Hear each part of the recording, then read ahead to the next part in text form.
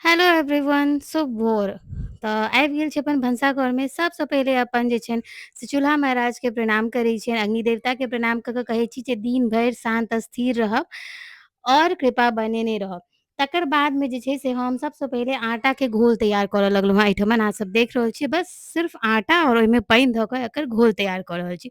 हाँ हाँ कहै छी की बनेबै लंचे बना रहल छी अंश लए आओर ओहिके लेल हमरा चाही आटाके घोल और आटा के घोल से आइ ज़बरदस्त बनाबे वाला छियै आलू के पराठा। और ई आलू के पराठा बहुत ही अलग टाइप के होइ छै लेकिन काफ़ी सॉफ्ट और टेस्टी बन कऽ तैयार होइ छै। हम ज़्यादातर बनाबै छी अंश लेल लंच बॉक्स में, तऽ सोचलहुँ आइ अहूँ सबके साथ देखाबै छी एकर विधि। तऽ चलू पहिले चिन्नीके ऑन कऽ लै छी जाहिसँ कि कनि रोशनी बढ़ि जाय भोर-भोर और संगमे गैस ऑन करबै तऽ धुआँ सब बाहर जैल जाय। आटामे खसा देलियै नून स्वाद अनुसार और ओकर बादमे एकदम बारीक कटल प्याज और ताहि संगमे कनिक लहसुन। चाही तऽ अदरक और धनिया पत्ता दऽ सकै छी, हमरा धनिया पत्ता खत्म छलै। तकर बाद जमाइन, मंगरैल और कनि चिली फ्लेक्स देलियै जाहिसँ कि कनि चटपटा बनै। और हरियर मिरचाइ नहि देलियै एहिमे एहि दुआरे जे हरियर मिरचाइ अंशके बहुत बेसी पसन्द नहि छै और चिली फ्लेक्ससँ काज चलि जेतै। तकर बाद आटाके जे घोल छै तकर टेक्सचर एहन तैयार करऽके छै जे फैलै नहि, पसरै नहि। इम्हर हमरा लग एकदम गरम-गरम आलू उसनल छलै। आलू उसनलाइ नहि देखेलहुँ कियाक तऽ अंशके पप्पा पहिले उठल छलखिन हेँ, कहबे केलहुँ कनि मोन अस्वस्थ अइ, तऽ हम हुनका कहि देने छलियनि हेँ जे अहाँ जे छै से ताबे तक आलू चढ़ा दियौ, ताबे तक हम फ्रेश भऽ कऽ आबै छी, तऽ वएह चढ़ेने छलखिन हेँ, तेँ हम आलूके नहि देखेलहुँ हेँ। अगर अहाँके पास ठंडा आलू पहिलेसँ बॉयल कयल फ्रिजमे रहै, जे ज्यादातर लोकके रहै छै, ओकरा इस्तेमाल कऽ सकै छी कद्दूकस कऽ कऽ या मसैल कऽ दऽ सकै छी, कियाक तऽ गरम छलै तऽ एकरा हम काँटा चम्मचसँ ही मसैल रहल छी। और आलूके हम हमेशा काँटा चम्मचसँ ही मसलै छी, बहुत नीक मसलाइ छै, बिना हाथ-ताथ पकने आरामसँ। और ओकर बाद ओकरा जे आटाके घोल तैयार केलियै ओहिमे धऽ देबै। यस, आइ आलू की पूरी एकदम अलग स्टाइलमे बनतै। अहाँ सब एना कहियो ट्राई केने छी कि नहि कमेंट कऽ कऽ ज़रूर हमरा बताएब।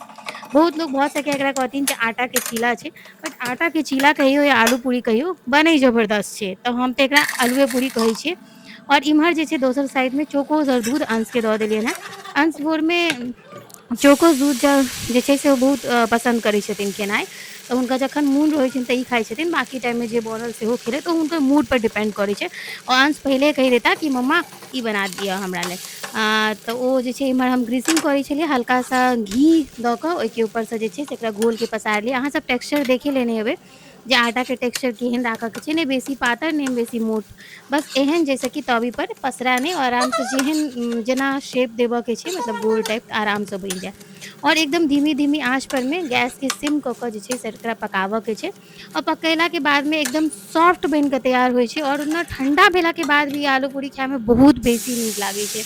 तऽ एकरा एहि तरीकासँ बना लेलियै और वन बाय वन कऽ कऽ सभटा पकेबै। एकरा झाँपिओ कऽ पका सकै छी, लेकिन हमरा लग समय छलै तऽ दोसर तरफ हम अंशके जे छै से फल सब काटै छलियै टिफिनमे देबऽ लए, और इम्हर ई हम सिम आँच पर पकाबै छलियै, तऽ हमरा झाँपऽके आवश्यकता नहि लागल।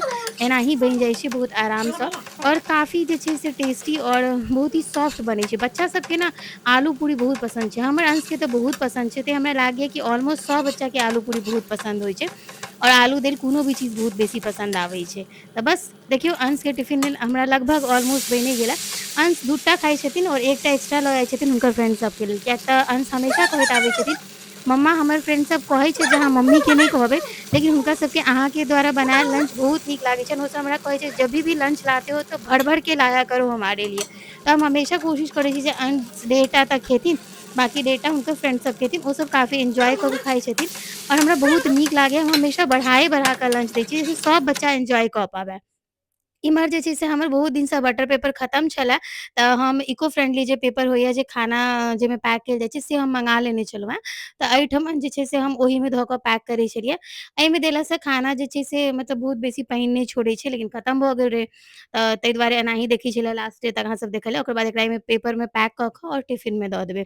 भोरके टाइममे वीडियो बनेनाइ बहुत मुश्किल होइ छै, लेकिन जे अहाँ सबके स्नेह और प्रेम अइ ने, जे देखै छी अहाँ सब हमर टिफिनके देख-देख कऽ अपन बच्चाके दै छियै, तऽ हमरा ई वीडियो बनाबऽ लए हम मजबूर भऽ जाइ छी। हमरा बहुत नीक लागैए जे हमरा वजहसँ बाकी लोकके हेल्प भऽ पाबि रहल छनि से।